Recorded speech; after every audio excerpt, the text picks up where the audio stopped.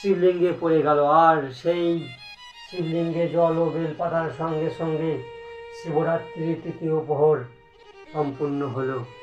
আর সেই ফলে তার অনেক অনেক পাপ শেষ হয়ে গেল, তার মনে অনেক শুদ্ধ ভাব চলে এলো।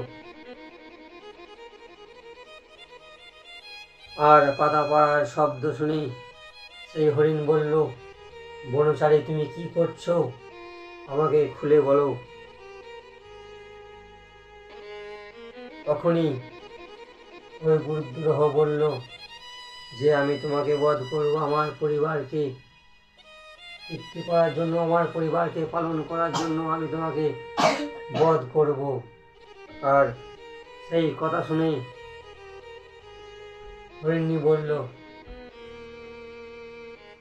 বনচারী তুমি শোনো, আমার কথা শোনো। আমার বাড়িতে ছোট ছোট বাচ্চা আছে, আমার সেই বাচ্চাকে তার মায়ের কাছে রেখে আমি তোমার কাছে সম্পূর্ণ হয়ে ফিরে আসব। এই কথা বলে হরিণী চুপ করে দাঁড়িয়ে রইলেন। আর সেই গুরুদ্রোহ বনচারীর মনে অনেক শুদ্ধ ভাব এসেছিল, তাই তিনি বললেন, তুমি এ কথা বলছো এভাবে, যারা এখানে এসেছে জল পান করতে তারা সবাই এইভাবে এই কথা বলে চলে গেছে, তাহলে আজ আমার পরিবার কিভাবে থাকবে, কিভাবে পালিত হবে, এই চিন্তা করতে লাগলেন। তখন সেই হরিণ বললেন, শুনো বদ্ধ, আমি সত্য কথা বলছি,